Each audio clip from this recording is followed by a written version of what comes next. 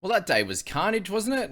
Wow, thankfully I've got the new mic just to soften the blow of what our teams are going to be looking like over the next 3 weeks anyway, because it's either big score and you're getting 60 plus, or you're getting under 20. And the hooking position is absolutely trash at the moment. It gets even worse this week than it has been.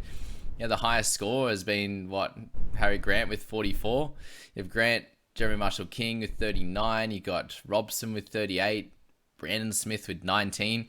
It's really all going to come down to Tanner Boyd and how he goes today, because the rest of the position is absolutely terrible. So, yeah, there's going to be a lot going on.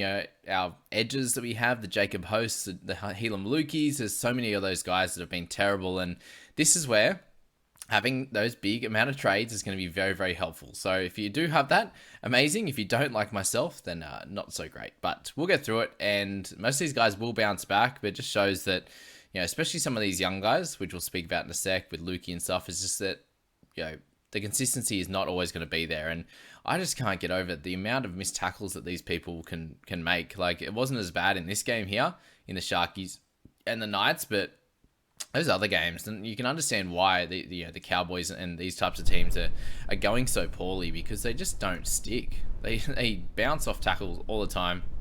Even if it's not a real bad missed tackle or something like that, like they kind of bounce off or bounce them into another guy. They obviously get the missed tackle for us, but the majority of them are just clean misses, and or it's a pretty average miss into an offload or something like that. So not good overall.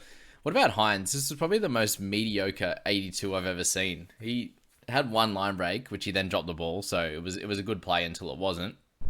But like, to get 82 in this, you obviously had a try save, a turnover tackle in a couple of different spots there, try save over the line, and then turnover tackle a different part of the game. But there was just the two negatives, so the two errors in that, and then the rest was just a clean sheet, which is obviously the best way to do it if you're someone that gets points across the board. He picked up 51 in tackles, meters gained, and just kick meters alone. So you can understand why, if your team wins, even though he didn't really get involved in any attacking work, and he can get 82. It was a frustrating watch, more for the fact that I was like, oh, this guy, he could get 110, 120 here, and then just didn't. So yeah, 82, very happy with, but obviously not captaining Cleary. There's that little bit of an incentive, or like a need to try and get above 80, above 90, above 100, just so you're not missing out on too much. And we do miss out on 24 points, which is fine in the end. Obviously, you would like that extra 24. With Hines not being super highly owned, to be able to get a massive score out of him would be amazing, and kind of save the week in terms of all of those lower scores. But it is fine. It is what it is. You got the 82, and we take it and we move on, because the rest of the games after this were not very fun. So that's that with Nico. Kennedy, he's turning into a very, very good football player, isn't he? I'm very impressed with him. The Connor Tracy battle against Dane Gagai was so good to watch, and Tracy absolutely destroyed him, didn't he? So yeah, crazy how that one played out. And then in the second game, the second game of the night, we had Val Holmes get absolutely trounced by Stafford Toa. So wow, a couple of these Origin guys, potential from the Queenslanders, were getting absolutely, shown up, and very cool to see for us, New South Welshmen, that it can happen. But you watch, it won't happen at all in Origin. And these guys, they're good players. Like Tracy, every time he comes in, he plays great footy, and Stafford Toa is a young emerging talent, but he just absolutely destroyed Holmes. So, and then obviously not as good right now as the guys that will be in Origin, clearly. So yeah, it'll be interesting to see what happens there, and if that hampers Gagai and their decision to pick him, or it hampers Val Holmes, which I doubt. But yeah, it wasn't good viewing for Billy Slater, let's say that. So yeah, Tracy has been great, but he always is when he comes in.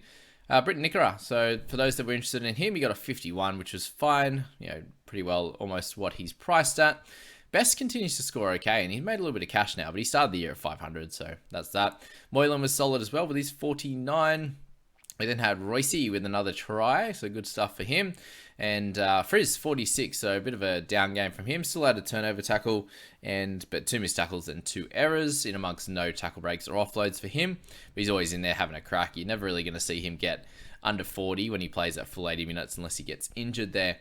Adam Elliott, someone that we've been thinking about and speaking about. So they'll have a bye in round 14, so definitely not someone you want to look at, but 3 offloads in that and 1 to ground.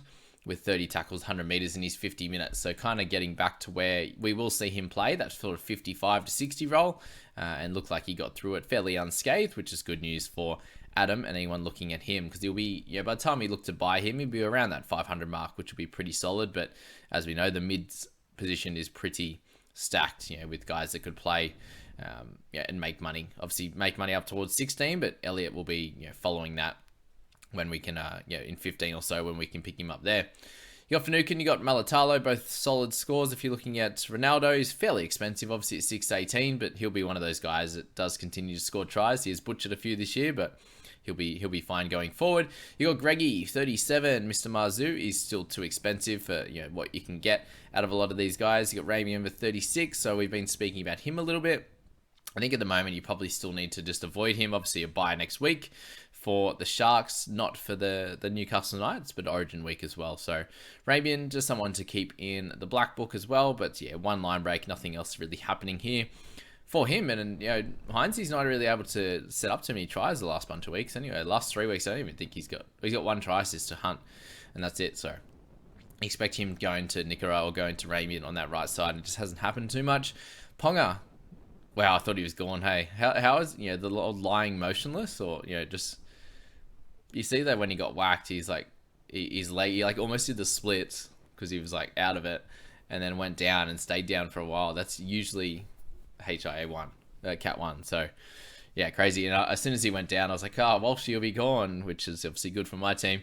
And sounds like he won't be happening, and Ponga will be fine. But we'll see if he gets any delayed symptoms post game. But he seemed to come out and obviously got a line break set up and got a try as well, and played pretty solid. He seems to be one of their only real attacking options, doesn't he? Big Hazelton. We spoke about him as a half an option. He's actually going to start making cash now. He's got 230s in a row. That line break, saw that open pasture. Look at him go. It was fun to watch.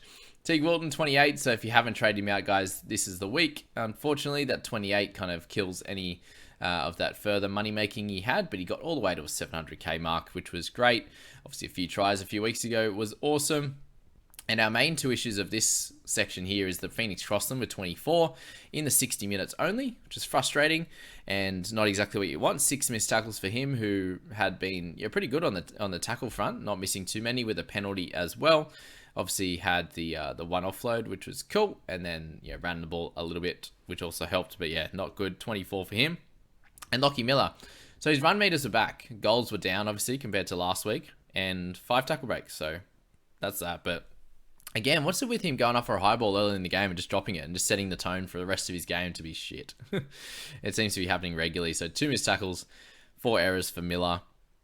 I don't know. I'm not sure how he keeps his spot in the side. To be honest with you, I don't think he's playing well enough. He did get 178 meters, but a lot of the time he needs to be going hard to the line. I just think hard and fast for him, past secondary, but go a lot of dummies into the line. He never gets. He gets 3-on-3 on the right, whatever. Happened a few times yesterday. And they're going down that side on the angle. He's got 1-on-1, and all he has to do is step close to the line and get through, target a shoulder or try to get through a gap or something like that. And then the offloads are going to come. If he can get halfway through the gap, if they tackle him a little bit and he's still got the arm free, he can offload it to Gags, or he can do what he wants with that. But he seems to see that and then give early ball to Gags every time. And I completely understand that. Like, Gag's a great player. But, and you got Dom Young out there as well. But if that becomes predictable, and it was happening every time. Whereas if Miller actually runs to the line, steps through, tries to throw a dummy and go through that, I think that's where he's going to be better. But for us now, holding him into round 13, that's probably all we are going to be able to hold him onto is 13, and then trade in 14 is probably my general theory with him. But obviously with trades becoming lower, that's going to be harder as well. What about the record-setting game for my Cowboys? How good? Not 66-18. So any middle forwards that were trying to get some good defensive and running stats, like an Isaiah Papali'i, who I know was very highly brought in this week, especially from guys in the top 1,000. I think it was about 70, 80 in the top 1,000 that brought him in. So frustrating week to do it, especially before his bye, thinking you were going to get like a 50, 60 and hoping he was back. He got that spell at the end because he wasn't needed. So that's why the 71 is there. But 15 tackles is all he had to make, and he still missed 2 of them. So that's that there. He had an error in there, 113 meters, 3 tackle breaks. An offload, and he had a turnover tackle as well to still get 34. Not exactly ideal if you're looking at him, but he's very much a 35 to 40 tackle kind of guy. And then probably a couple more meters. So yeah, definitely not great for Paps, but he'll be fine going forward from there. Let's go straight to the bottom. Let's talk about the shockers. Let's say that. Tommy Talau, I still own him, and I actually looped him, hoping that he would be able to do well, and I can't take his loop now, so Oloapu it is. But 13, he was actually on 13 or 14 very early in the game, and then you know that he's getting spelled at some point. And that's the issue with Lukey as well. He needs to get a lot of his points in that first half, otherwise you know that he's going to be getting hooked at some point. And this was an absolute shocker. Some of the missed tackles, as I said, were just whatever. He just falls off him a little bit, like the other guys are tackling anyway, and he kind of falls off a little bit. And then some are just missed tackles for tries, and that's why you end up getting hooked in the end. They had a couple of guys on the bench. They had Lucy Leilua, who's there for big minutes. He came straight into the starting side and played huge minutes, so that obviously hurt that. But with Lukey, it was always going to be that sort of likely 55, 60 minutes like he had been the few weeks before. He just got hooked a little bit earlier when you got Finifiaki there sitting on the bench. That he's been playing well and deserves a chance. When Lukey's absolutely stinking it up, then why wouldn't you get him in? So yeah, as soon as they brought him on, this was frustrating to me. They used him in a wraparound, inside ball play straight away. And Lukey, they gave him the ball on the last play of the half and one other time, and that was it. It was just like, yeah, cool. Thanks for using Lukey in the way that he needs to be used. That's the frustrating part about it. It did not matter because the Cowboys were absolutely horrendous. Like, he might have got an extra 10 points or something. But Lukey, 19, 84, and 13. This is worse than Nanai. Thankfully, he's got a higher ceiling, but he's got the lower floor, pretty much. Like, Nanai he'd play the 80 obviously, and then still get closer to that sort of 25 or 30 if he could get there. But yeah, Lukey, not good at all. Let's go right to the top now and talk about some of the stars. And Stafford Toa was an absolute superstar and one of the better centre games I've seen in a long time. He absolutely destroyed Val Holmes. The Fend, we've been speaking about him for a while now, and he's been one of those guys that he's the centre and wing fullback dual. And could he be the guy that we need? He's been very consistent, hitting around that 35 to 40 mark for the most part, like up and down, hitting around that. And this 100 puts him over puts him up to 42 average now. 5 line breaks is just incredible, and he did everything possible, so he deserves his flowers, and he'll be up to 560 or something after this, which is a bit frustrating. But he's going to be almost as expensive as a lot of the center and wing fullback guns, which is crazy. He'll be ahead, or he'll be pretty close to Teddy. He'll be about the same as Drinkwater. So yeah, it's crazy how quickly that can happen. A guy can make 150k. He's always had plenty of talent. Of course, another guy from the Knights that they moved on from, but obviously it's hard to find some room for him when you got Gagai, you've got Bradman Best, who they're very invested in, so that's that. Big congrats to Brooksy in his 200th game, and all the fans for the Tigers. Like, they deserve this. I actually tipped them, and then I tipped the Dolphins, who came out and started terribly. Thanks, Felice Kafusi, and that just set the tone for that game. But Wakeham there, 75, Brooksy 74, both were terrific guys, and obviously not really options. If you did trade in Wakeham, there are a couple of people that did, then you're absolutely loving life. Along with Brooksy at 0.7%, probably a few Tigers fans, obviously, that have done that. Junior Tupou with 67, he was great as well. 2 tries for him. Again, he's one of those guys that's going to make upwards of 100k now for the season, so well done to him. Bateman. So it turns out Bateman was the better pickup than Isaiah Papali'i this week, just because he's involved in a bit more of the attack there. 3 tackle breaks, the 2 offloads there for Johnny, and did his job. So he's going to be a little bit closer to 700k and priced at that 50 that he is averaging. And I think he'll stay there. There'll be games where he goes big like this, and then there'll be games where he gets at 41 or something like that. But he never seems to go real low, which is good. Dream Buller. This is the game, isn't it? When your team absolutely dominates. But that play they put on at the end there, they actually had an extra player in there. It was like it was such a Smith, Cronk, Slater through the middle. But it was like they went and used both, used their 5/8 as well. It was a 4-person play for the in out the pinball kind of action there, and straight through, and then got the try back in on the inside. Was terrific. So well done to Tiggs and Dream Buller. If you didn't pick him up, I think most people did, but if you didn't, he's already made well over 200k in the 5 weeks that we've had him. So he's been great. I'm glad we did it very early on. And we've had to play him each week, and I felt pretty confident playing him each and every week. Apart from the South game, I was kind of hoping for a 25 or 30, and he even exceeded that in that game. So very, very good for him. Stefano played a great game as well. There's a lot of high scores in this one, obviously. Coruscant 59, which was good for him. He really staked his claim for that Blues jersey. Drinkwater, he was the only Cowboy, I think, that played pretty well. Cotter kind of did his thing, and obviously got that easy try off the Drinkwater double pump, which was a lovely play. But three try assists for him. Obviously had 5 missed tackles, but he's in there making tackles as well. He made 10. Bit of fair few run meters, decent kick meters, and also the kick defusals as well. So Drinky was in everything, got the 57, and he still is an option, a clear option for next week, guys. If you want to wing fullback, I'll definitely be looking at it. I'll definitely be trying to grab him, or Walshy, or both. It could be the play. And we'll make our decisions from there. But yeah, Drinky 57, Cotter 53. Obviously hoping he doesn't make Origin, which I'd say is likely. Obviously in a team that's pretty bad at the moment. I think he's one of the standouts as always, which we know. Clem, if you're looking at him, 52 minutes was much better. But is that going to continue? I still think I need to see a bunch of games over 50. I am so frustrated with Robson. I can't deal with that guy anymore. He can't stick anymore. I don't know what happened. Like, he was one of those guys that he would hit and stick. And where's the Cam Smith hit and stick? The bear hug, whoop, straight on. It just doesn't happen anymore. And 6 missed tackles again. It's just happening every week. And there's no way you're going to score well when you're getting neg 12 every week on that. And then he's giving away at least a penalty and a inside 10. He got that inside 10 and the penalty in the first few minutes. He had a couple of missed tackles early. It was just continued across the game. He was actually better throughout the back end of the second half, which is weird. Maybe the Tigers were a little bit more tired when they ran at him. It was kind of a lot of the time was against the big guys. They just run hard and he just hit and bounce off, and then he'd likely go back and tackle him again. But it's too late by that point. Still got the missed tackles. So Robbo, another one of those hookers that just looking terrible.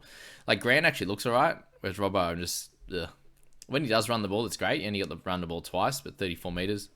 And a couple of tackle breaks in those runs. Like, the team's that bad. He doesn't get to run anymore, which is where he was dominant last year. And then they're just doing so much defense, and their defensive line is out of whack, and it's just yuck all over the shop there. Lucy Leilua, 28 for him in his return, so don't look at him, but his price will drop a fair bit. If he had Goz this whole time, he ended up getting moved to the bench, and he came on with a lot of vigor, and he tried really hard, and that's something that the Cowboys are missing, man. It's just yuck at the moment. And Tom Dean with 13. Just very, very terrible across the board in that one. So that's the second game. Again, we kind of just got to put a lot of this week behind us and move on, that's for sure. Dolphins with the Storm. So Eli Katoa had a terrific game and then went off with an AC joint injury, which is not great. But he was definitely someone I was looking to potentially grab in 14 after their bye. But with the AC joint injury, it probably takes it out of the equation. Isako 60, another good one for him. Cody Nikorima got that try at the end and he dominated. And of course, Nikorima is the one that goes well. For those that own him, great. I heard someone's like, I'm very thankful for the Jack Bird pull out late because it meant Nikorima ended up being my emergency and got the 60. And I was like, oh, God, like the luck that can happen sometimes. It didn't happen for us, for most of us anyway, but it did for this man. And well done to you in the comments there. But yeah, 60, and like the People Squad own him but didn't play him. We've got him in 7, which is frustrating. It was like you couldn't really loop him, so we just left him there and played Katoa instead, given he'd be a tiny bit safer, and Nikorima came out and dominated. So well done to him. He gets another big jump in pay there from 360. He'll be over 400 clearly. Meany was a much better game from him. Harry Grant, as we spoke about, all the hookers have just been really bad. 42 tackles, 4 misses, and then just running a little bit, 38 meters, tackle break, turnover tackle, kicked a little bit. So he had a bit of everything and still scored bad. So it shows that how tough that position is at the moment. Like they're tackling a lot, but missing a lot. And you see a lot of missed tackles. Look at this, all these misses down here. He's got 4. Nikorima had 2. Liero had 2. Welsh 3. You got Husey with 3, Marshall King with 5, Josh King with 5, Lemuelu with 5. Like, the mixture of tackle breaks and missed tackles in these games is absolutely wild. So that's it for Granty. Just not good at all. What do you do with him? I don't know who you trade him to. Like, if you're trading out Grant, who does he go to? Nobody. It's so bad. Big Trent, we do love you. 43, I suppose it's my only middling score of the round, of 43, which is funny how that ended up. But yeah, 32 tackles. It really slowed down in the second half. He was scoring really well, and then he ended up with a couple of tackle breaks and a turnover tackle in the second half, and still only picked up 19 points. So, there's 8 points there, and then he had a couple of his negatives, obviously, but yeah, just that game really slowed down in terms of, the back and forth affair. There was very limited amount of tackles. He kind of had 20 already, only 12 in that whole the rest of the 80 minutes. So not good there. We had Hammer with 41.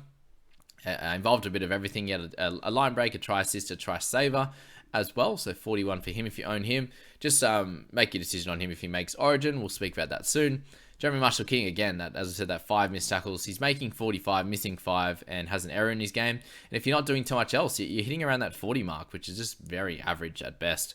Lemuelu, again, 5 missed tackles. As soon as you're in the negatives 10, 12, it makes it so hard to get over 40, over 50, which is what we want from these type of guys. But thankfully for him, still got that 39, which is okay. He had a turnover tackle, he had a tackle break. So wasn't his game, obviously, with them losing. But there'll be better games to come for him. Yeah, you still take that as a center. As I said, him and I actually have a few middling scores. I don't know, with Lemuelu, Robson, and Trent.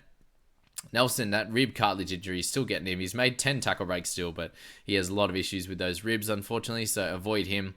If you own him, you probably sell him for now, and then maybe look to get him back when he's a fair bit cheaper. But yeah, unfortunately, we bought him at the peak, and not exactly what you want. Gilbert with the low one as well. Unfortunately for him.